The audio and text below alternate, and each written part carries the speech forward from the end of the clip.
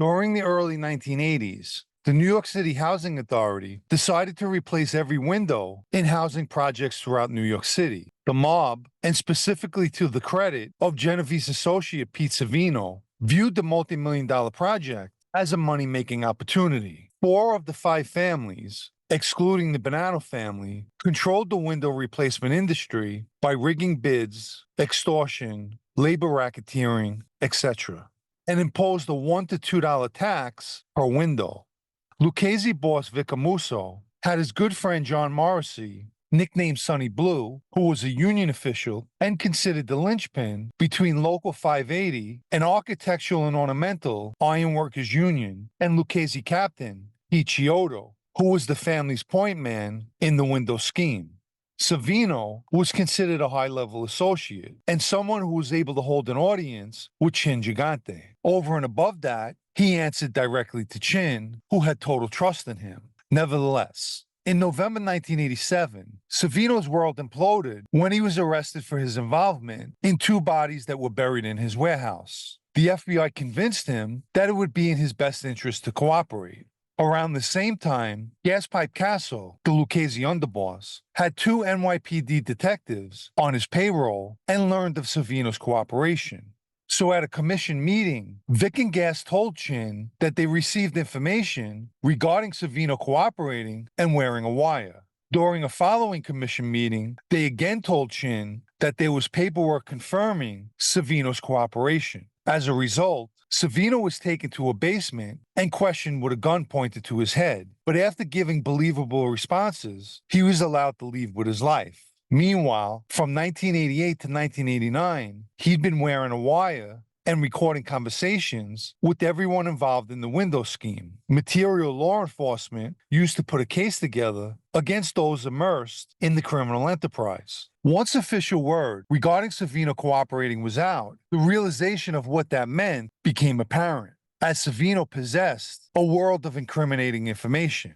The Lucchese bosses understood that as a result of Savino, an indictment was sure to follow. They couldn't reach him because he was in the hands of the FBI. Instead, they zeroed in on another crucial link, and that person was still on the street, which was Morrissey. Vic worried that he would follow Savino's footsteps as well as corroborate evidence against them. As a precaution, they decided to have Morrissey killed, despite the fact that Vic went back years with him. They gave the assignment to Chiodo, instructing him to kill Morrissey and bury him somewhere where he couldn't be found. Gaspipe told Chiodo, with no factual proof, Sonny's talking.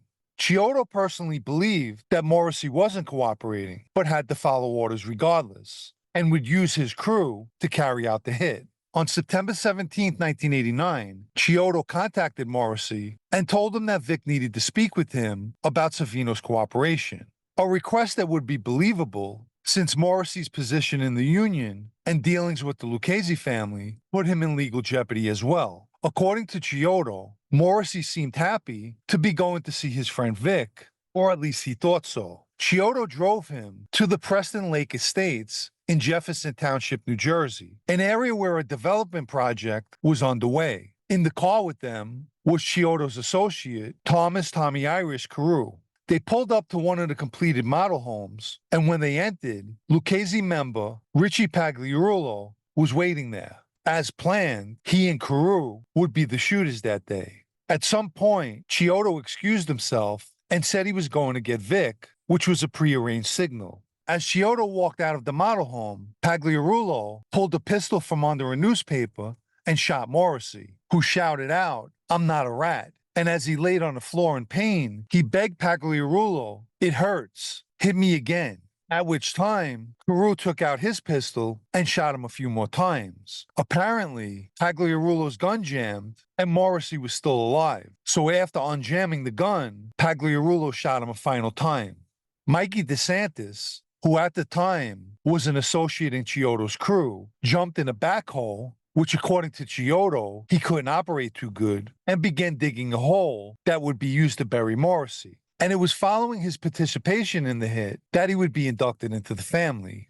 According to former acting boss Al Diaco, in the summer of 1990, he met with Vic and Gas. By this time, an indictment for the window case had been handed down on May 30th, 1990, which involved the leaders of the Genovese, Gambino, Colombo, and Lucchese families. John Morrissey was also listed as a defendant. Prior to that, Gaspipe received word of the indictment, and he and Vic went on a lam and became fugitives. So during the meeting, Gaspipe pulled Diaco to the side and told him, "We got rid of Sonny." Initially, it didn't register to Diaco what Sonny he was talking about. And then Gaspipe added, "Sonny was Vic's friend. Imagine what he'd do to you." Besides the intended threat to Diaco, Gaspipe's words can be viewed as the definition of the mob. Morrissey, as mentioned, was a longtime friend of Vic, also a person Vic used because of his position in the union and ability to make the family millions of dollars. Morrissey, unlike Savino, was not cooperating, but Vic had him killed anyway. Over time, the Lucchese bosses also turned on Chiodo, who was another defendant in the window case, but decided to plead guilty without first asking permission. In the early hours of May 8, 1991, Chiodo was ambushed while having his car checked out at a Staten Island gas station. A Lucchese hit team fired multiple shots at him, and despite being hit numerous times, Chiodo was able to return fire. He survived the attempt on him, and adding insult to injury, he found out he was labeled as a cooperator, which wasn't true. So it was only after the attempt on his life that he began cooperating with law enforcement. If you haven't liked the video yet, please do, as it helps with YouTube's algorithm. And if you'd like to show appreciation for videos like this, or to help me continue making them, you could do so by donating with the Super Thanks icon down below, or through the PayPal Cash App links in the video's description. One of the crimes Chiodo admitted to was the murder of Morrissey, as well as where his body could be located. In early August 1991, the FBI's evidence response team began digging at the Preston Lake Estates and came across a rolled-up carpet with Morrissey's remains inside. Up to that point, he'd been considered missing since September 1989. The story of John Morsi is unfortunately a typical one. The mob uses people like him, someone in a position, to help them line their pockets with money. And all too often, these people are falsely labeled, especially when it comes to the Lucchese family. When the dust settled, essentially, Morrissey was killed on a hunch. Chiodo was falsely labeled, shot, and wind up cooperating afterwards. Diaco, falsely labeled as well, and almost killed at the Kimberly Hotel, began cooperating as a result. And Tommy Irish Carew also began cooperating.